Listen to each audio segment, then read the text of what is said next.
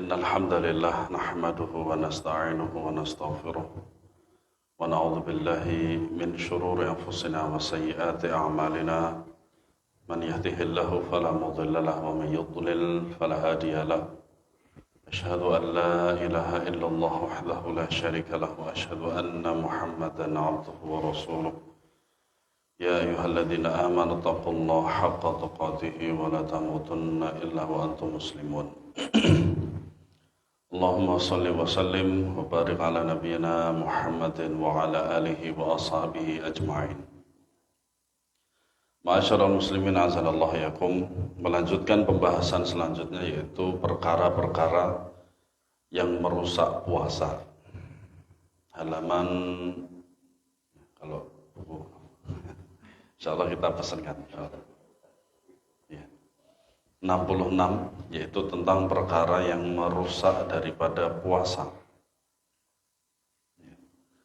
Hampir sama dengan yang membatalkan puasa ya. Hampir sama.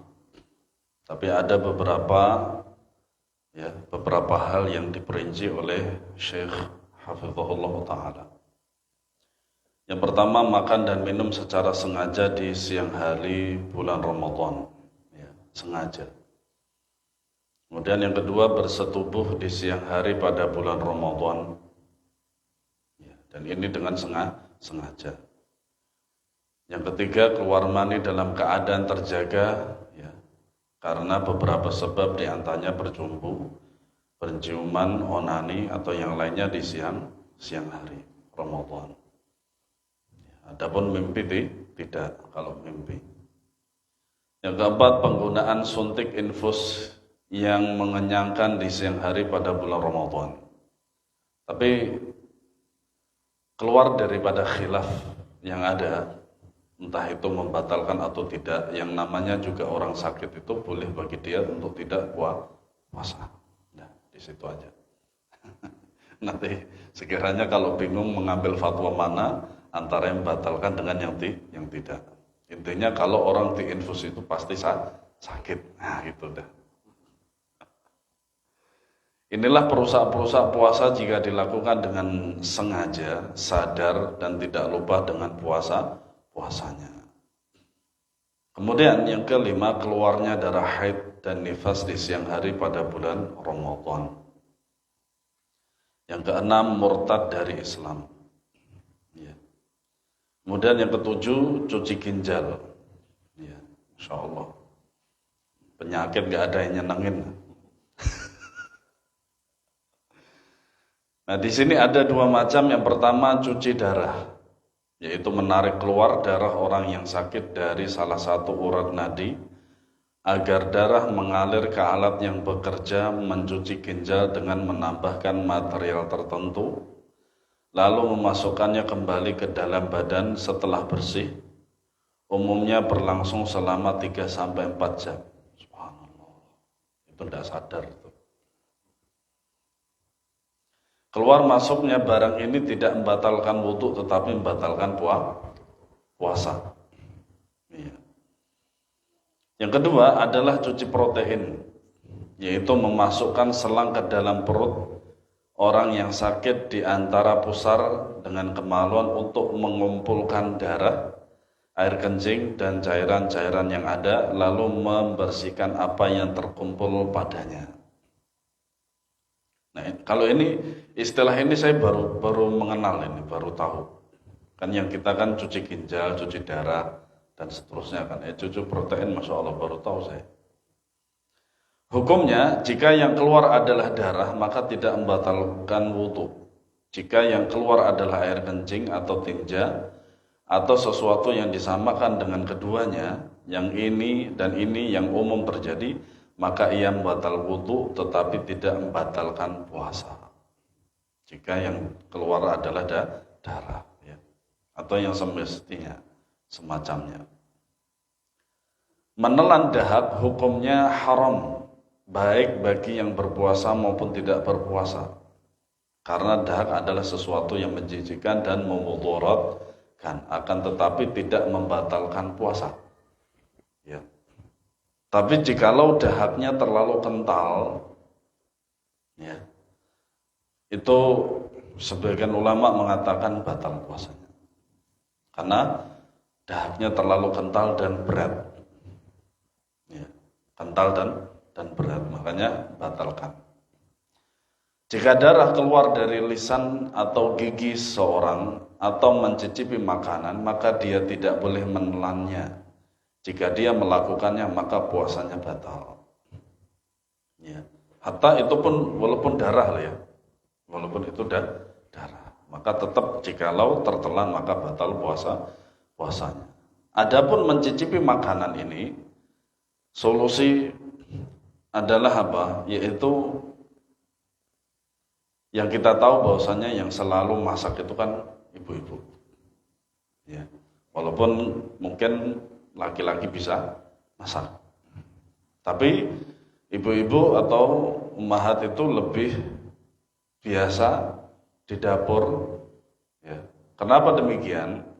Sehingga dengan demikian yang namanya takaran-takaran dari setiap bumbu itu insya Allah faham dan hafal. Sehingga tanpa mencicipi pun tahu kalau bahwasanya masakannya sudah enak. Itu.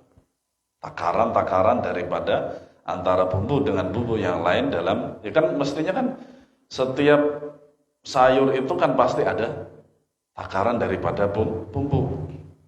Rendang apa, asam bagaimana dan seterusnya. Kan semuanya sudah hafal. Kalau nggak hafal nggak mungkin, karena apa? Itu selalu terulang-ulang. Ya. Terlebih lagi jikalau bulan Ramadan ini masak sayurnya nggak terlalu banyak. Kayak mbak saya, hari ini sayur asam, besok sayur bening, besoknya sayur asam lagi, besoknya sayur bening lagi, terus menerus. Seperti itu. Jadi sekiranya kalau sudah hafal daripada takaran bumbunya, insya Allah tidak perlu dicicipin. Nah, kemudian pembatal puasa kembali pada dua macam. Yang pertama, masuknya sesuatu ke dalam tubuh yang berguna baginya, memberinya makan dan kekuatan, seperti makan, minum, dan yang berfungsi seperti keduanya, atau sesuatu yang membahayakan seperti minum darah, khamr, dan lain sebagainya. Ya. Berarti ada sesuatu yang masuk ke dalam tubuh dia dan membuat dia itu kuat. Ya. Yang kedua, keluarnya sesuatu yang membuat tubuh lemas dan lemah. Menambah kelemahan di atas kelemahan seperti berjemaah dengan sengaja. Ya, enggak laki-laki enggak perempuan kalau sudah berjemaah kan sudah keluar tenaganya banyak. Onani keluarnya darah haid, nifas dan lain-lain termasuk muntah dengan sengaja. Terlebih lagi jikalau muntahnya itu banyak sekali makanan yang keluar darinya. Itu. Nah, di antaranya adalah hijamah atau bekam. Nah, jikalau bekam tersebut itu menimbulkan lemah setelah dibekam itu, maka batal. Sebagian ulama mengatakan. Ya. Dan ini kaidah kedua dari buku yang kita pegang ini, yang dipegang oleh Syekh Muhammad bin Ibrahim At-Tuwaijri. Gitu. Jikalau bekam itu tidak menimbulkan kelemahan, maka tidak. Ya. Kenapa demikian? Ya, karena ya tadi ilahnya adalah karena menambah kelemahan. Seperti saya itu kalau sudah dibekam, entah dibekam bagian belakang atau kepala, ya nggak terasa apa-apa sebenarnya. Lemas juga enggak gitu kan. Gitu. Nah, dulu sebelum ada alat-alat bekam itu, darah itu disedot. Jadi pakai apa? Apa namanya? Ini apa? Yang hewan pakai apa? Sapi itu loh. Tanduknya sapi itu dibolongin, terus kemudian dikasih apa namanya? Api, ya letakkan api di situ, kemudian nanti kalau waktu dulu itu bekamnya adalah bekam kering, bukan bekam basah. Ya. Gitu. Makanya apa? Darahnya disedot pakai tanduk itu. Kalau sekarang kan enggak, sudah ada alatnya. Sehingga apa? Dikhawatirkan jikalau darah itu masuk ke dalam tenggorokan, nah itu membatalkan puasa. Kemudian hal-hal yang tidak membatalkan puasa jumlahnya banyak sekali. Bercelak, suntik, termasuk suntik apa? Vaksin, swab enggak ada. itu enggak. Karena bukan apa? Bukan sari makanan. Obat tetes di saluran kencing, mimpi basah, mencuci vagina, suppositoria vagina, yaitu obat yang padat berbentuk kerucut atau peluru yang dimasukkan ke dalam ke tubuh melalui anus atau rektum, uretra atau vagina. Begitu berada dalam tubuh, suppositoria akan larut dan melepaskan kandungan obatnya. Ya, itu tidak membatalkan. Yang ketujuh, menggunakan minyak pelembab tubuh, body lotion. Walaupun dia itu akan menyerap ke dalam kulit, tidak masalah. Menggunakan salep, menggunakan pembalut luka, pengobatan luka, menggunakan minyak wangi, minyak rambut, asap-asapan. Nah, berbeda dengan rokok. Orang-orang Arab itu membahasakan rokok itu dengan kata syurbun. Syurbun itu kan artinya apa? Minum. Makanya kalau orang dikatakan sedang merokok, itu namanya syurbut dukhon, meminum asap atau rokok. Sehingga ya, para ulama mengatakan rokok itu membatalkan puasa. Karena dilihat dari segi lafadznya, yaitu syurbun, yaitu minum. Wallahu a'lam. Semir rambut atau jenggot, obat tetes mata, telinga atau hidung, menelan ludah, muntah tanpa sengaja, berbekam, transfusi darah, mengeluarkan darah, mimisan, pendarahan, keluarnya darah dari luka, mencabut gigi, keluar madhi dan wadi. Malah ini tidak batalkan keluar madhi dan wadi. Mandi untuk menyegarkan atau membersihkan diri, boleh. Siang hari panas, itu kan. Alhamdulillah kalau di sini ada hujan. Kalau di Saudi tidak ada. Panasnya minta ampun. Itu tidak apa-apa. Untuk menyegarkan diri itu boleh, mandi. Nyemplung juga boleh. Gitu. Dengan syarat apa? Jangan tertelan. Itu. Nah, cek darah, ya. Spray obat asma, sesak nafas, menggunakan pasta gigi, ya. Semua ini tidak membatalkan puasa. Ya. Yang ke-30, suntik untuk pengobatan, bukan untuk suplai gizi atau protein, tidak merusak puasa, akan tetapi jika bisa lebih baik ditunda hingga malam hari. Nah, itu sebenarnya yang ingin saya sampaikan di situ. Apapun yang ingin dilakukan, ya, lebih baiknya ini membabil ihtiyat, yaitu untuk kehati-hatian, lakukanlah di malam hari. Ya, lakukan di malam hari. Tapi seperti poin yang 30 ini, tentu saja kita harus melihat daripada jadwal dokter di rumah sakit atau klinik. Kalau nggak ada ya memang harusnya siang gitu. Dan itu alhamdulillahirabbil alamin tidak membatalkan puasa. Yang ke-31, pil tablet yang diletakkan di bawah lidah untuk mengobati kondisi kritis di jantung tidak membatalkan puasa selama tidak berimplikasi masuknya sesuatu ke dalam rongga. Pil ini dihisap hanya di mulut, jadi mirip dengan berkumur-kumur. Akan tetapi dengan syarat tidak menelan apapun yang mencair darinya. Sedikit pun jangan. Nah, makanya membabil ihtiyat, yaitu dengan kehati-hatian dengan ekstra. Ya. Yang ke-32, begitu juga dengan lensa gastroskopi untuk mengamati penyakit dalam yang dimasukkan ke dalam lambung oleh dokter dari mulut melalui tenggorokan, kemudian ke rongga dada, lalu ke lambung untuk memfoto luka atau infeksi di lambung. Ini tidak membatalkan puasa, kecuali jika diletakkan semacam materi minyak yang berfungsi untuk infus gizi sehingga memudahkan masuknya ke lambung, maka ini membatalkan puasa karena adanya gizi di situ. Ya. Kemudian yang ke-33, anestesi lokal, pembiusan sebagian anggota tubuh yang tidak menyebabkan hilangnya kesadaran, baik melalui indera penciuman atau dengan memasukkan jarum suntik ke bawah kulit atau infus. Semua ini tidak membatalkan puasa karena pembiusannya hanya lokal sebagian dan tidak masuk ke dalam lambung, juga tidak menyebabkan hilang ingatan. Kalau hilang ingatan, batal. Ya.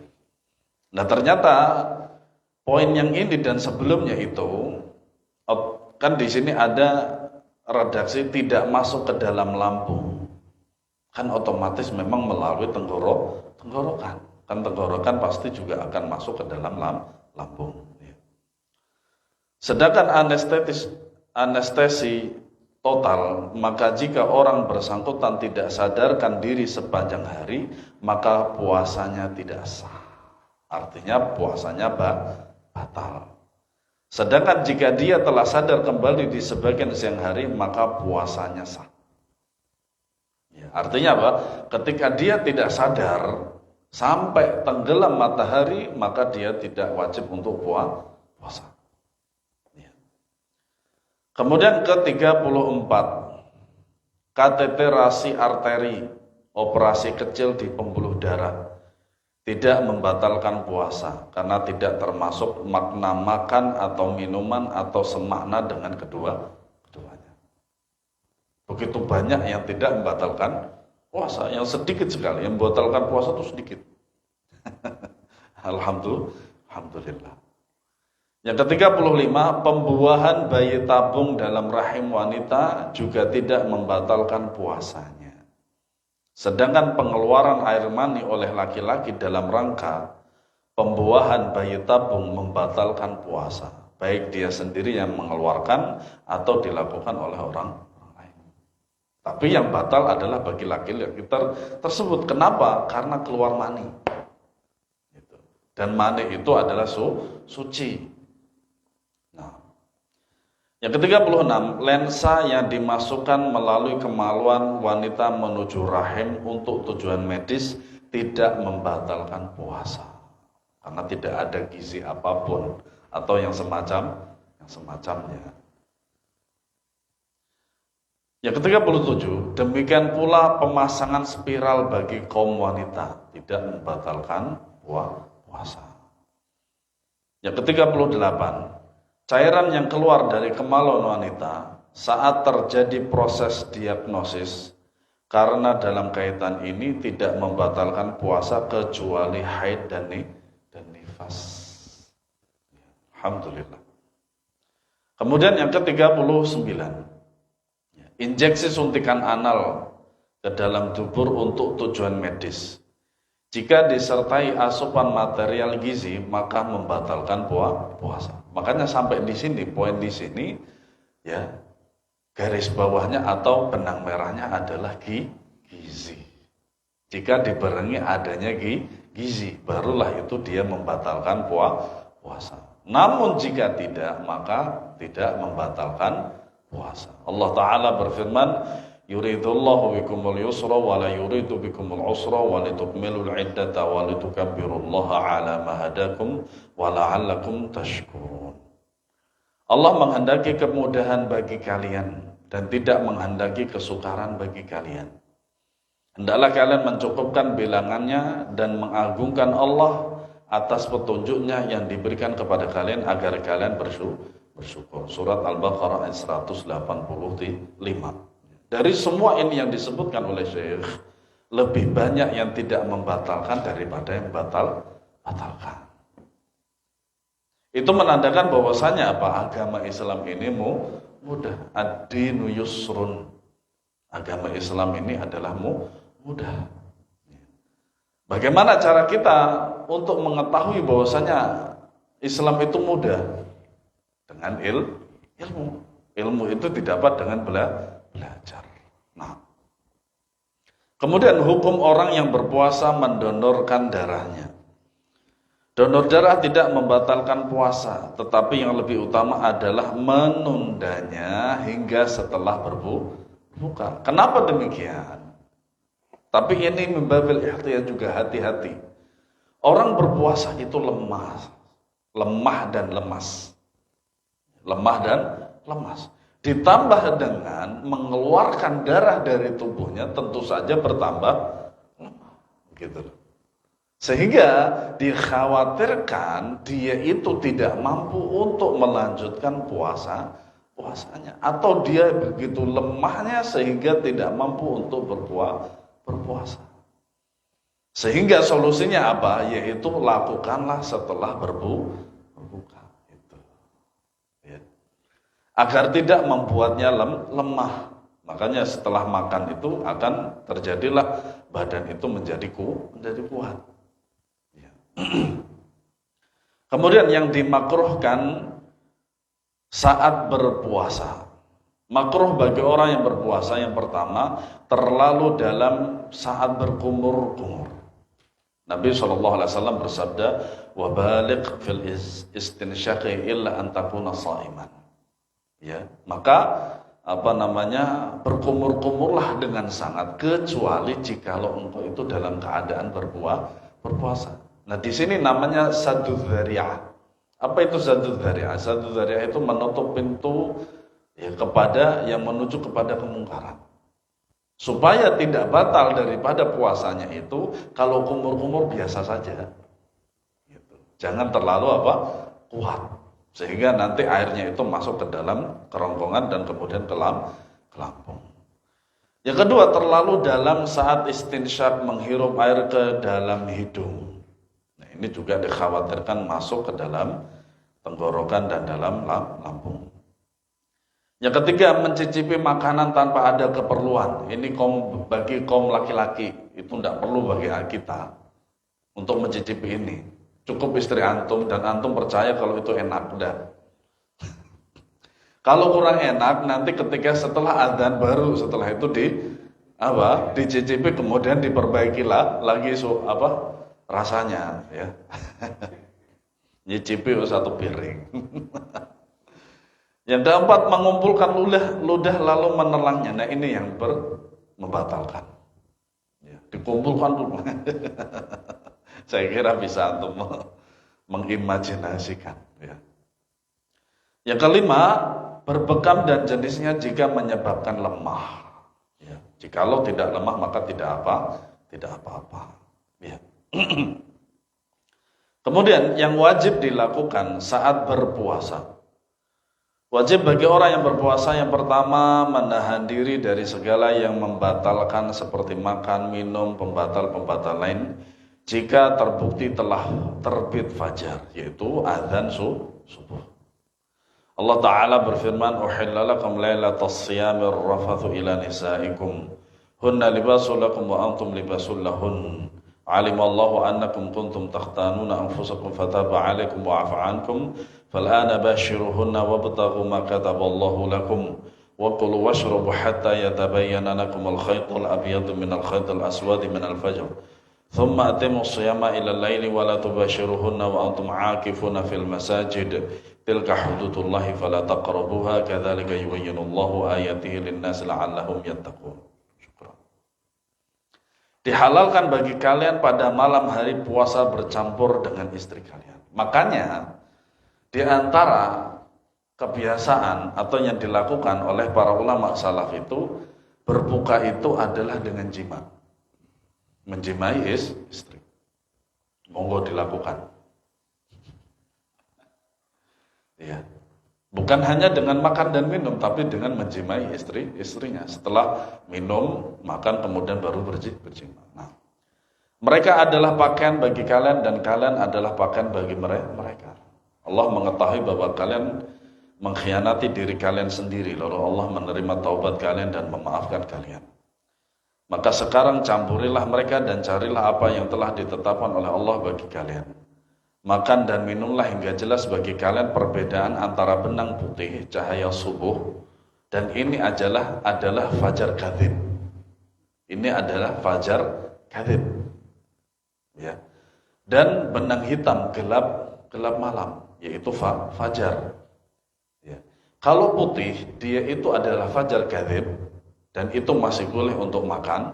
Kalau sudah gelap, sudah tidak ada benang putih menjadi benang gelap, maka itulah tandanya fajar shadiq, dan itulah adzan subuh, dan itulah tidak boleh makan. Nah, ayat ini yang sampai di sinilah yang sampai sekarang itu para ulama rahimahumullah taala membid'ahkan imsak 10 menit sebelum adzan. Ya.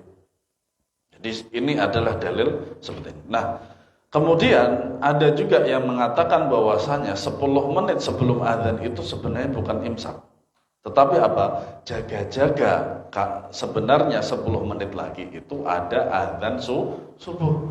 Tetapi yang terjadi di masyarakat itu, imsak itu justru membuat mereka itu sudah gak mau ngapa-ngapain. Dan itu terjadi juga pada saya. Saya itu waktu di rumah di Jawa Timur sana itu, kalau subuh itu mungkin jam 4.15 atau 20. Nah saya jam 4.15 itu masih makan. Sama emak saya itu udah dilarang kayak gitu. Nah inilah yang perlu diluruskan. Iya betul, untuk jaga-jaga nggak apa-apa. Tetapi kalau melazimkan seseorang untuk tidak boleh makan pada waktu itu yang salah. Nah apalagi tadi malam saya jengkel banget. Nasallallahu salamata. Jam 2 Pak. Nggak jauh dari tempat saya itu ada masjid. Sahur.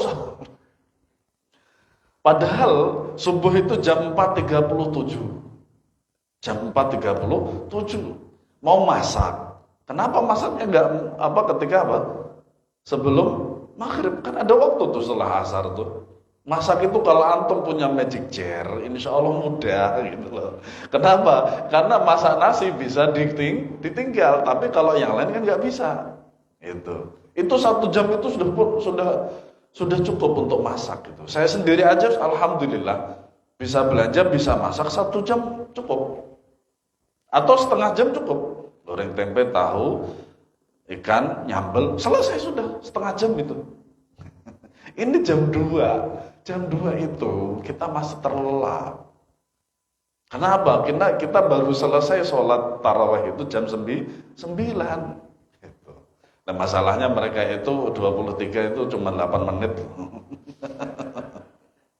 Nah, kemudian sempurnakanlah puasa sampai datang malam hari, tetapi jangan kalian campuri mereka ketika kalian beriktikaf di dalam masjid. Itulah ketentuan Allah, maka janganlah kalian mendekatinya. Demikianlah Allah menerangkan ayat-ayatnya kepada manusia agar mereka bertakwa. Yang kedua, menjauhi dusta, ghibah dan caci maki setiap waktu, dan di bulan Ramadan lebih ditekankan lagi. Dari Abu Hurairah radhiyallahu anhu dari Nabi SAW beliau bersabda, "Man lam yada' qawla az-zuri wal 'amala bihi, falaysa lillahi hajatun fi ay yada'a ta'amahu wa syarabahu." Barang siapa yang meninggalkan perkataan dan perbuatan dusta, yang tidak meninggalkan perkataan dan perbuatan dusta, maka Allah tidak butuh kepada perbuatannya yang meninggalkan makan dan minum. Nah ini sebagian ulama mengatakan ini diantara yang membatalkan puasa juga. Kenapa demikian? Karena Allah tidak butuh puasanya. Jikalau ghibah, perkataan dusta dan lain sebagainya, perkataan-perkataan buruk itu masih saja dilakukan. Ya. Yang ketiga, tidak berkata-kata seronok vulgar, tidak berteriak-teriak gaduh, dan tidak membalas orang yang berlaku bodoh terhadapnya. Ya. Makanya dikatakan inni shaim, aku sedang berpuasa. Dari Abu Hurairah radhiyallahu anhu dia berkata, Rasulullah SAW bersabda, Qala Allah azza wa jalla, kullu amal ibni Adam lahu illa as-siyama fa innahu li wa ana ajzi bihi Wasyamu junnatun fa idza kana yaumu shaumi ahadikum fala yarfuthu yawma idzin wala yaskhab fa inna sabahu ahadun aw qatalahu falyaqul inni mur'un shaimun walladhi nafsu Muhammadin biyadihi la khulufu fami as-shaimi atyabu 'inda Allah min rihil misk lis-shaimi farhatan yafrahuhuma idza aftara fariha bi fitrihi wa idza laqiya rabbahu fariha bi shaumihi. Allah Ta'ala berfirman, setiap amal anak cucu Adam adalah miliknya. Ya, makanya apa? Segala sesuatu apa yang dia usahakan oleh dirinya itu nanti akan kembali pada dirinya sendiri. Wa an laisa lil insani illa ma masa. Kecuali puasa. Kecuali puasa, ia adalah milikku kata Allah Subhanahu wa taala, dan aku sendiri yang akan balasnya. Berarti memang puasa Ramadan terutama itu memang sangat istimewa. Secara zahir kita tidak bisa melihat seseorang itu dia sedang puasa atau tidak, terkecuali secara zahir juga kita melihat dia sedang makan, minum dan seterusnya. Nah, yang seperti itu hanya dia dan Allah Subhanahu wa taala urusannya. Maka makhluk lain, manusia yang lain tidak tahu. Makanya Allah lah sendiri yang akan memberikan balasannya. Puasa adalah perisai. Karena itu bila suatu hari seorang dari kalian berpuasa, maka janganlah dia berkata vulgar, seronok dari hari itu, dan jangan berteriak-teriak. Jika seorang mencacinya atau menyerangnya, hendaklah dia mengatakan aku sedang berpuasa. Ini merupakan petunjuk dari Nabi sallallahu alaihi wasallam. Demi zat yang jiwa Muhammad ada di tangannya, sungguh bau mulut orang yang berpuasa benar-benar lebih wangi di sisi Allah daripada wangi misik. Tapi bukan berarti enggak sikat gigi. Ya. Minyak misik. Ya. Orang yang berpuasa memiliki dua kebahagiaan. Pertama, kebahagiaan saat berbuka. Ya enggak? Itu. Nah, yang kedua adalah kebahagiaan saat bertemu Tuhannya karena pahala puasa. Masya Allah. Berarti di antara salah satu kebahagiaan dan balasan Allah Subhanahu wa taala kepada orang yang berpuasa itu adalah nanti bertemu dengan Allah. Melihat Allah Subhanahu wa taala. Yang keempat, orang yang berpuasa wajib menjaga anggota tubuhnya dari segala perbuatan maksiat dan dosa di setiap waktu, bahkan di malam hari pun. Sebagai bentuk pengaruh akan puasanya. Bukan berarti ketika pagi hari puasa Ramadan menahan, tapi ketika malam dugem. Ya enggak begitu. Tidak begitu.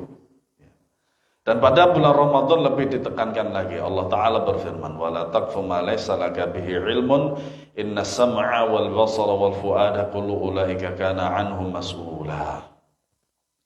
Dan janganlah kamu mengikuti apa yang kamu tidak memiliki ilmu tentangnya. Makanya فَبَدَأَ بِالْقَوْلِ قَبْلَ الْقَوْلِ بِالْعِلْمِ قَبْلَ الْقَوْلِ وَالْعَمَلِ. Harus mendahulukan ilmu sebelum beramal dan berkata. Sesungguhnya pendengaran, penglihatan dan hati semuanya akan diminta pertanggungjawabannya di akhirat oleh Allah Subhanahu wa taala. Yang kelima, tidak mencium dan mencubui istri di siang hari bila khawatir akan keluar air mani. Sabarlah. Sabar. Tunggulah waktu maghrib. Setelah itu bebas, silakan. Yang keenam, tidak melakukan suntik nutrisi ke dalam tubuh dan tidak mencuci ginjal di siang Ramadan karena menyebabkan batal puasanya. Nah, tadi bisa dikembalikan pada pembahasan halaman 67 tadi. Ya. Hukum melakukan wisal yaitu dalam puasa. Nah, wisal adalah berpuasa 2 hari atau lebih tanpa berbuka, makan dan minum di antaranya. Makanya di antara puasa-puasa yang tidak ada dalilnya, dan bahkan Nabi SAW tidak mengatakan dan tidak menjalankan, di antaranya puasa mutih. Tahu antum? Jadi selama beberapa hari, mungkin seminggu itu makannya yang serba putih semuanya. Nasi, kalau telur putihnya, kemudian apa lagi? Pokoknya serba putih. Ya, air putih, teh enggak boleh. Apalagi kopi gitu. Enggak boleh. Ya. Puasa pati geni. Ini wallahu alam, ini dalilnya dari mana? Pati geni itu apa? Yaitu antum berpuasa ketika makan itu, makanan itu tidak dimasak dengan api. Ya, dengan api dan seterusnya. Itu puasa-puasa yang tidak ada dalilnya sama sekali. Kalau sekiranya ada dalilnya, tentu saja di buku-buku fikih itu ada. Alhamdulillah di antaranya saya punya kitab-kitab para ulama mazhab Syafi'i dari Indonesia. Pertama, Syekh Muhammad Mahfud At-Tarmasi Pacitan. Itu saya punya 7 jilid itu tentang fikih Syafi'i. Ya tidak ada itu. Itu puasa itu. Kemudian Safinatun Najah, karya syarah Safinatun Najah karya Syekh Muhammad An-Nawawi Al-Bantani Al-Jawi. Itu juga nggak ada. Itu. Kemudian Misbahul Dhulam karya Kiai Haji Kiai, saya lupa, dari Bekasi beliau. Itu sebanyak 4 jilid, itu juga nggak ada puasa seperti itu. Ya, wallahu a'lam. Ya. Wisol ada 2. Pertama, wisol sampai waktu sahur, ini boleh. Namun menyelisihi yang lebih utama, yakni berbuka pada waktu maghrib dan tidak wisol sampai sahur. Kedua, wisol sampai matahari terbenam di hari berikutnya atau beberapa hari berturut-turut, ini terlarang. Dan tentu saja puasa yang seperti ini menyelisihi sunnah Nabi Shallallahu Alaihi Wasallam. Kenapa demikian? Karena Nabi Shallallahu Alaihi Wasallam beliau itu berpuasa dan berbuka. Itu. Dari Abu Sa'id Al-Khudri radhiyallahu anhu, bahwa dia mendengar Nabi Shallallahu Alaihi Wasallam bersabda, "La tuwasilu fa ayyukum idza arada an yuwasila falyuwasil hatta as-sahari." Qalu fa innaka tuwasilu ya Rasulullah. Qala inni lastu kahayatikum. Inni abitu li mut'imun yut'imuni wa saqan yasqini. Janganlah kalian berpuasa wisal. Siapa di antara kalian yang ingin melakukan wisal, maka silahkan sampai waktu sahur saja. Mereka para sahabat berkata, Anda sendiri melakukan wisal ya Rasulullah. Ya. Nah, setelah pertanyaan sahabat ini, semoga nanti kita tidak menemukan orang-orang yang berdalil dengan amalan Nabi ini. Makanya dijawab oleh Nabi. Apa itu? Beliau menjawab, aku tidak sama dengan keadaan kalian. Jadi kalau nanti antum akan mendapati orang yang sedang wisal, apa dalilnya? Pertama tanya dalilnya. Dalilnya adalah ini. Antum jawab lagi, bukankah Rasulullah dalam hadis ini juga menjawab? Rasulullah itu tidak sama dengan kalian, dan jangan dibandingkan.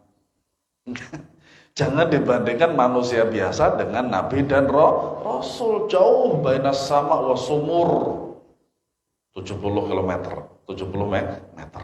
Itu. Aku tidak sama dengan keadaan kalian. Ketika saat aku tidur, akan ada pemberi makan yang datang kepadaku. Dan kita ada enggak? Kalau kita melapar gak makan, ya tetap aja lapar. Ya, lalu memberi aku makan dan datang memberi minum, lalu memberi aku minum. Makanya kalau orang Indonesia, dan ternyata saya dapati juga sebagian daripada orang-orang Asia gitu. Makan apapun selain nasi, kalau dia sudah sudah kenyang, tapi kalau nggak ketemu dengan nasi, kurang. Seperti saya, sarapan itu ada di Saudi itu namanya roti tamis. Di sini juga ada, alhamdulillah. Roti tamis itu sebesar lembar. Harganya cuma 2.000, 2 real, 7.000. Itu saya habis setengah sama lauknya, nggak mengenyangkan karena nggak ketemu nasi. Selama 7 tahun di Saudi Arabia itu baru sekali saya sarapan nasi. Selebihnya adalah sandwich, tamis, falafel dan seterusnya. Kalau di sini semuanya masuk. Nah, hukum suami mencium dan mencubui istri saat puasa. Suami boleh mencium dan meraba memeluk istrinya dalam keadaan berpuasa walaupun syahwatnya terpicu. Jika dia mampu mengendalikan diri, jika ditakutkan terjadi apa-apa yang dilarang, yaitu keluarnya air mani, maka semua itu haram baginya. Dari Aisyah radhiyallahu anha dia berkata, "Kana Nabi sallallahu alaihi wasallam yuqabbilu wa yubashiru wa huwa sha'imun wa kana amlakakum liirbihi." Ya, Nabi sallallahu alaihi wasallam mencium dan memeluk istrinya padahal sedang berpuasa. Dan beliau adalah orang yang paling mampu menahan gejolak dirinya. Inilah yang perlu kita contoh dari Nabi sallallahu alaihi wasallam. Kemudian hukum berhubungan badan pada siang hari bulan Ramadan. Nah, ini secara terperincinya ya. Yang pertama, apabila orang berpuasa mengeluarkan air mani karena onani atau karena mencubu istrinya, akan tetapi bukan karena jima, maka dia berdosa. Karena dia telah melanggar kehormatan puasa, dia wajib bertaubat dan mengqadha, tetapi tidak wajib membayar kafarat. Ini keadaan pertama. Yang kedua, barang siapa safar di bulan Ramadan dan dia berpuasa dalam safarnya itu, lalu dia menyetubuhi istrinya di siang hari, maka dia wajib mengqadha tetapi tidak wajib membayar kafarat dan tidak ada dosa atasnya karena dia seorang sedang safar. Dan ini saya teringat dengan seorang ikhwan yang bertanya seperti ini pada saya sekian tahun yang lalu di Saudi. Ya persis seperti ini. Jadi istilahnya dia itu berhilah gitu loh. Jadi sebenarnya pengen berjima sama istrinya, tapi berkilahnya itu adalah dengan safar gitu loh. Iya, ya terserah antum, memang dibolehkan dalam syariat. Monggo-monggo saja gitu saya bilang. Yang ketiga, barang siapa yang bersetubuh di siang hari pada bulan Ramadan dan dia mukim, bukan musafir, maka dia harus mengqadha puasanya, membayar kafarat dan dia berdosa apabila dilakukan dengan sengaja, tahu dan sadar. Ya. Jika dia melakukannya karena dipaksa atau tidak tahu atau lupa, maka puasanya sah. Tidak ada kewajiban mengqadha maupun kafarat. Ya. Istri sama hukumnya dengan suami pada dua kondisi tersebut. Nah, ini cukup terperinci sebenarnya penjelasan Syekh. Yang keempat, jika seorang suami menyetubuhi istrinya 2 hari atau lebih di siang Ramadan, maka dia wajib membayar kafarat dan mengqadha sebanyak jumlah hari tersebut. Jika dalam 1 hari dia mengulangi persetubuhan, maka kafaratnya adalah kafarat 1 hari disertai mengqadha. 1 hari biasanya mungkin 2 kali atau 3 kali. Maka itu cukup sekali mengqadha, tidak sampai 3 kali. Tetapi jikalau mengqadhanya melakukannya adalah 3 hari dan seterusnya, itu berarti mengqadhanya juga hari itu juga. Ya. Nah, kafarat bersetubuh di siang hari Ramadan, yang pertama memerdekakan hamba sahaya, tapi kan sudah ada. Ya. Yang kedua, jika tidak mampu maka berpuasa selama 2 bulan berturut-turut. 2 ini berat. Pertama, yang ini sudah tidak ada. Yang kedua, belum ada sebulan aja udah jebol. Gimana kalau dihukum 2 bulan berturut-turut? Yang ketiga, jika tidak mampu maka memberi makan 60 orang miskin, masing-masing orang miskin setengah sok makanan, atau makanan sudah jadi. Jika tidak mampu, maka kewajiban membayar kafarat menjadi gugur. Enak nggak? Enak banget syariat Islam itu. Kafarat ini hanya wajib akibat bersetubuh di siang hari pada bulan Ramadan jika pelakunya termasuk orang yang wajib berpuasa saat melakukannya. Tidak ada uzur syar'i. Dalam keadaan mengetahui hukumnya, kalau tidak maka enggak. Ya. Maka di satu sisi lain, orang yang tidak mengetahui hukum tidak dihukumi apapun. Tapi di satu sisi lain, maka dia wajib untuk mengetahui hukum itu. Jangan merasa santai, aman, udah kalau begitu saya bodoh aja dalam agama. Ini justru tercela dan terlaknat. Sampai kapan? Sampai dia mengetahui ilmu tersebut. Yang ketiga adalah sadar.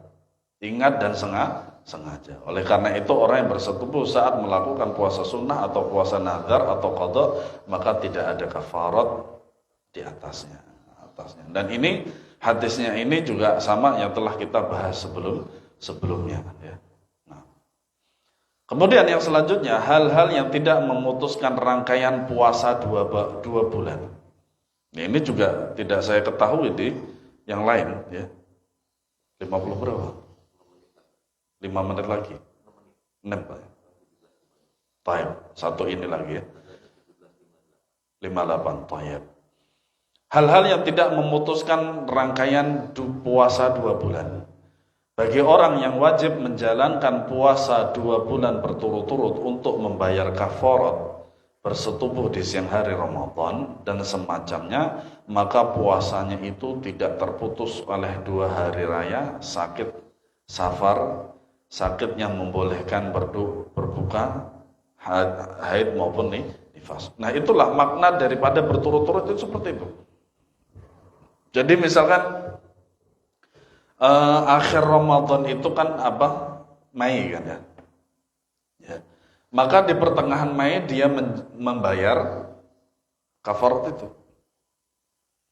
Pertengahan Mei, kemudian Juni dan Juli. Gitu. Karena 2 bulan berturut-turut dan itu tidak boleh putus. Entah itu dengan sakit kah, dengan haid kah dan seterusnya. Itu makna daripada 2 bulan berturut-turut. Makanya berat gitu. Karena memang dia telah melakukan pelanggaran berat itu loh, makanya demikian. Dan tetapi jikalau dia melakukannya adalah ikhlas karena Allah Subhanahu wa taala, ya, maka dia juga mendapatkan pahala. Masya Allah. Begitu murahnya Allah dan begitu murahnya di dalam Islam. Dia menjalankan hukuman saja, ikhlas dan mengharapkan ridha dari Allah Subhanahu wa taala, mendapat pahala. Masya Allah. Padahal dia sedang dihukum loh oleh Allah Subhanahu wa taala. Wallahu a'lam bishawab. Semoga bermanfaat. Ada pertanyaan, dipersilakan.